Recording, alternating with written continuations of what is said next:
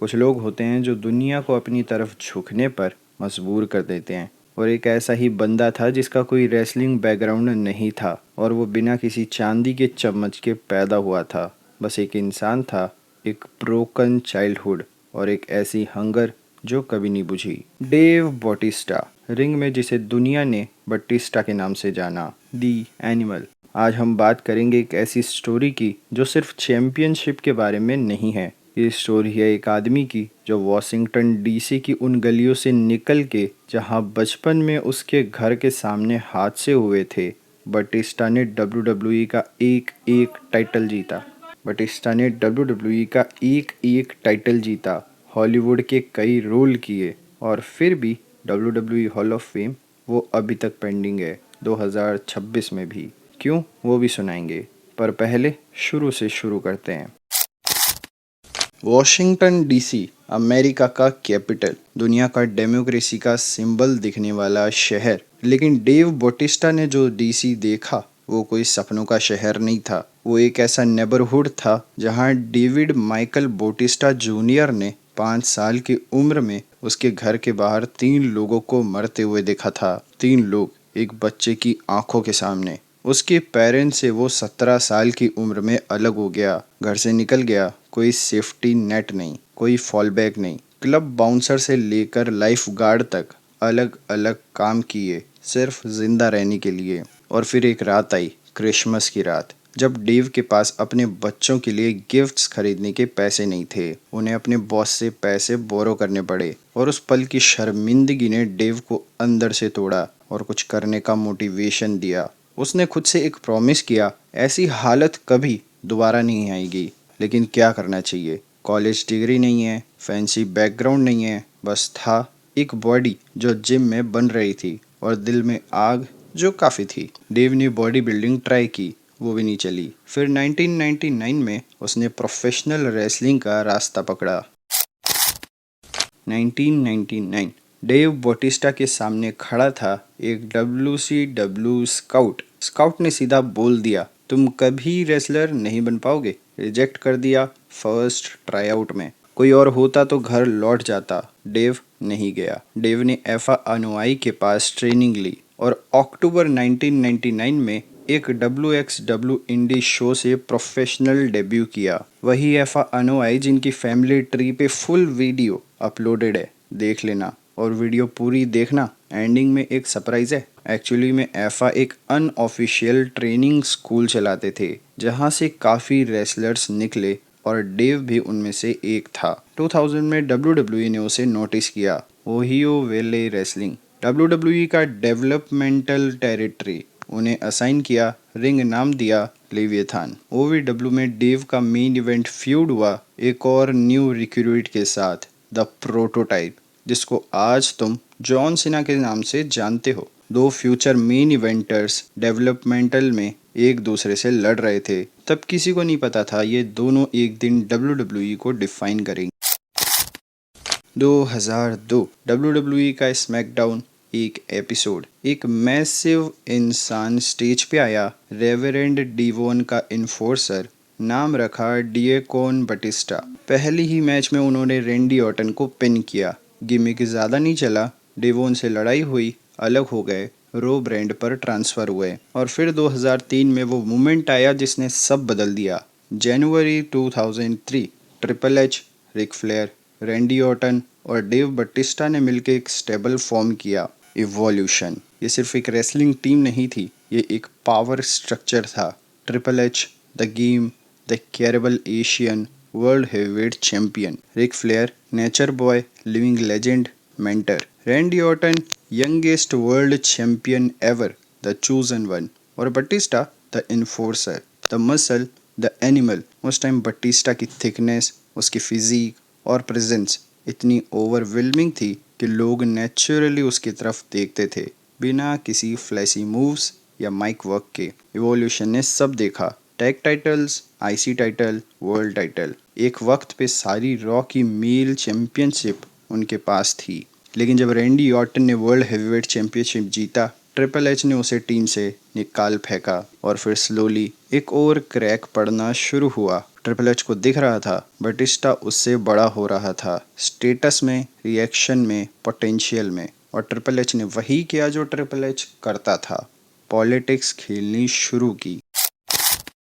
2005 जनवरी, royal rumble. Triple H ने Dave को समझाया, मत जाओ रंबल में, सेल्फिश है ये, मुझ पे फोकस करो। डेव ने नहीं सुनी। डेव रंबल में आए और जीते। अब चॉइस थी स्मैकडाउन की WWE चैंपियनशिप जो JBL के पास थी, या रॉ का world heavyweight title triple H के पास। ट्रिपल एच ने एक साजिश रची, JBL की तरह दिखने वाले को डेव के पीछे लगाया ताकि डेव JBL से लड़ने जाए, उनसे नहीं। लेकिन डेव स्मार्ट था, उसने इवोल्यूशन की बातें छुप के सुन ली, पूरी साजिश पता चल गई। और फिर आया वो सेगमेंट, कॉन्ट्रैक्ट साइनिंग। डेव ने ट्रिपल एच को थम्स अप दिया, ट्रिपल एच मुस्कुराया, रिक फ्लेयर मुस्कुराया, और फिर डेव ने थम्स अप सीधा थम्स डाउन में बदल दिया। Spine buster, Batista bomb, triple H out.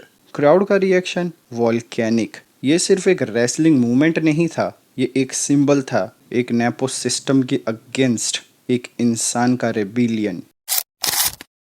3 April 2005, Los Angeles, WrestleMania 21, main event triple H versus Batista, world heavyweight championship. Dave Meltzer ने इस मैच को WWE के बेस्ट स्टोरी लाइन्स में से एक का पीक कहा। रेसलमेनिया 21 को 1.09 मिलियन पेपर व्यू बाइज मिले, तब तक का highest ever non boxing PPV record. Batista जीते और न्यू वर्ल्ड हेवीवेट चैंपियन बने। और फिर शुरू हुई एक रेन जो हिस्ट्री में दर्ज हो गई। 282 दिन, एक भी हार नहीं। ट्रिपल एच को हेल इन ए सेल में पिन किया। पहली बार किसी ने ट्रिपल एच को हेल इन ए सेल में पिन किया था। उस रेन में डेव ने JBL, Christian, Randy Orton, Eddie गुerrero, मार्क हेनरी, कर्ट एंगल सबको डिफीट किया। 6 बार वर्ल्ड चैंपियन बने पूरे करियर में। 4 world heavyweight championship, 2 WWE championship, plus 2005 और 2014 दोनों रॉयल रंबल जीते। द एनिमल अपने पीक पे था।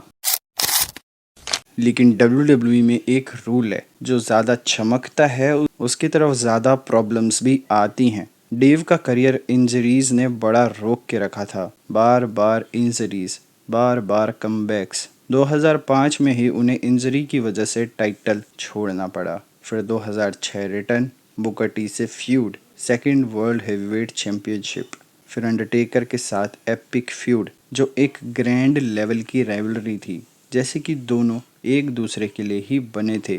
फिर 2008 और 2009 का पीरियड, और एक ऐसी चीज़ जो बटिस्टा कभी नहीं भूल सकता। WWE ने उसे क्रिएटिवली स्टिफल करना शुरू कर दिया। जब डेव अपने पीक पे था, WWE उन्हें आउटसाइड प्रोजेक्ट्स करने नहीं देता था। वो एक्टिंग करना चाहता था, हॉलीवुड की तरफ आंख थी, लेकिन WWE का एटीट्यूड था, तुम हमारे हो, तुम WWE के लिए हो। 2010 में डेव ने एक डिसीजन लिया जो शायद सबसे बोल्ड डिसीजन था उनकी पूरी लाइफ का। WWE छोड़ दिया पीक पे हॉलीवुड के लिए। डेव ने WWE GM ब्रेट हार्ट के सामने फेक स्पाइनल इंजरी क्लेम की और ऑन स्क्रीन ट्वीट किया। असली में क्रिएटिव डायरेक्शन से फ्रस्ट्रेटेड था और एक्टिंग परस्यू करना चाहता था। 2010 से 2014 तक डेव बॉटिस्टा हॉलीवुड के लिए क्या ये चलेगा एक्सपेरिमेंट था। छोटी छोटी films, B grade actions movies, लोग हंस रहे थे।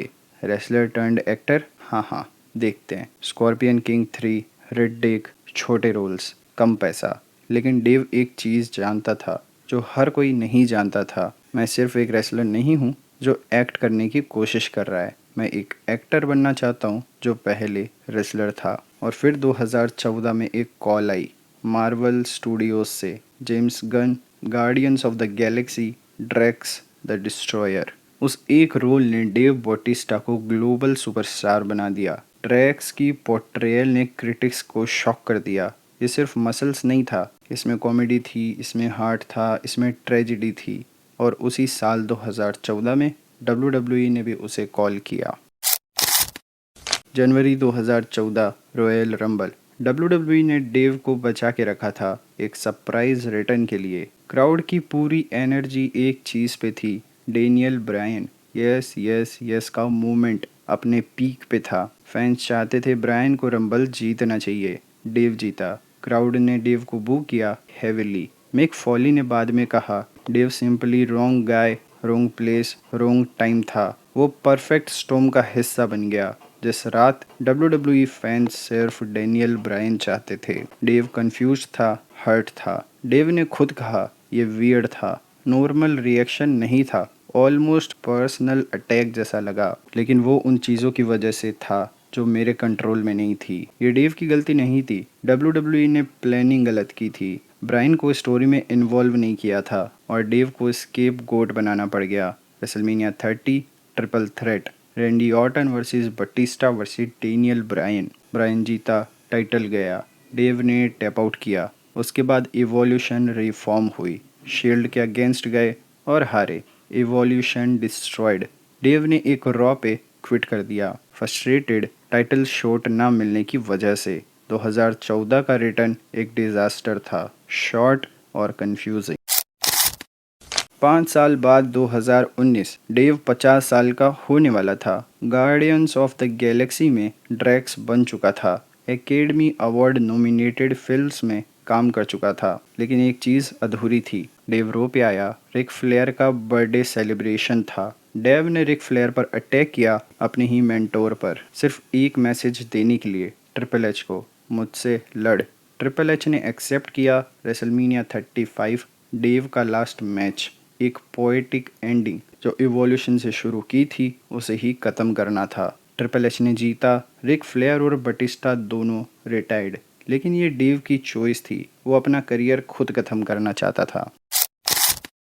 दिसंबर 9, 2019 WWE ने ऑफिशियली अनाउंस किया, Dave Batista WWE Hall of Fame में क्लास 2020 का हेडलाइनर होगा। परफेक्ट टाइमिंग थी। रेसलमेनिया 36 टेम्पा, डेव का entry, grand speech, emotional moment. फिर मार्च 2020 आया, कोविड-19, दुनिया रुक गई। 2020 का कोई सेरेमनी हुआ ही नहीं। 2021 में WWE ने दोनों 2020 और 2021 क्लासेस को एक साथ इंडक्ट किया। थंडरडोम में बिना फैंस के बटिस्टा नहीं थे। शेड्यूल कॉन्फ्लिक्ट था। डेव ने पब्लिकली ट्वीट किया, WWE ने मेरी रिक्वेस्ट मान ली है कि मुझे एक फ्यूचर सेरेमनी में इंडक्ट करें जहां मैं फैंस को प्रॉपरली थैंक्स कर सकूं। 2022 नहीं आए। 2023 में उन्हें लिस्टेड किया गया। रेसलमेनिया एलए में परफेक्ट सेटअप था।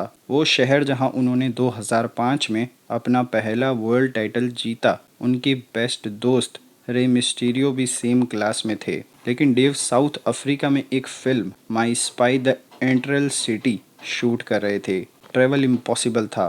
2024 नहीं आए। 2025 नहीं आए। 2026 नहीं आए। लोग कह रहे थे कुछ बैक स्टेज पॉलिटिक्स है। नवंबर 2025 में सीन रोज सैप ने फाइटफुल रिपोर्ट पे क्लियरली कहा, मैं हर साल पूछता हूँ, हर साल यही आंसर मिलता है, सिर्फ स्केड्यूलिंग। WWE चाहता है डेव इन पर्सन आए। डेव भी चाहता है, वो रिमोट इंडक्शन नहीं चाहता। वो चाहता है कि फैंस के सामने प्रॉपरली इमोशनली अपनी पूरी ज़िंदगी को थैंक यू बोल सके। डेव ने खुद एक रिसेंट इंटरव्यू में कहा, इवेंचुअली मैं जाऊंगा, मैं जाना चाहता हूँ। हंटर ने पर्सनली पूछा, मैंने हाँ कहा। 2023 में एलए में परफेक्ट था। वहाँ पहले टाइटल जीता था, लेकिन फिल्म की वजह से नहीं हो पाया। ये ट्रेजेडी नहीं है, ये एक पेंडिंग चैप्टर है। एक आदमी जिसने WCW के स्काउट के नेवर को डेफी किया, जिसने ट्रिपल एच की पॉलिटिक्स को डेफी किया, जिसने हॉलीवुड को भी प्रूव किया, वो एक दिन हॉल ऑफ फेम में जाएगा। और जब जाएगा, वो स्पीच सिर्फ एक स्पीच नहीं होगी, वो पूरी ज़िंदगी का एक रिक्विएम होगा। डेव बटिस्टा ने रेसलिंग को क्या दिया? एक प्रूफ कि कोई भी बैकग्राउंड हो, broken home, broken city, rejection, poverty, अगर हंगर रियल हो तो दुनिया झुकती है। एक बार नहीं, बार बार। WCW ने कहा नेवर। डेव ने 6 वर्ल्ड टाइटल्स जीते। WWE ने कहा एक्टिंग मत करो। डेव ने गार्डियंस ऑफ द गैलेक्सी से MCU का एक बिलव्ड कैरेक्टर बना दिया। क्राउड ने 2014 में बू किया। डेव ने फिर भी अपनी एंडिंग खुद लिखी। द एनिमल कभी रिटायर नहीं हुआ, ज़िंदगी से, वो सिर्फ एक रिंग से रिटायर हुआ। और वो हॉल ऑफ फेम मोमेंट, वो आएगा एक दिन जब टाइम सही होगा। और जब वो आएगा तब सब समझेंगे द एनिमल को। इन्होंने वो सब किया जो वो चाहते थे। एक टाइम पे बटिस्टा ट्रिपल एच से बड़ा नाम बन गए थे, जो बताता है किसी की पॉलिटिक्स रियल टैलेंट को नहीं झुका सकती। अगर ये स्टोरी पसंद आई हो तो लाइक करो, मुझे कमेंट में बताओ क्या ऐसे ही रेसलर्स के बारे में जानना चाहोगे या कोई टॉप 10 वाली वीडियो देखना चाहोगे। बाकी मैं मिलूँगा नेक्स्ट वीडियो के साथ जल्द ही। बॉय मैं इस दुनिया का पापा हूँ, पापा।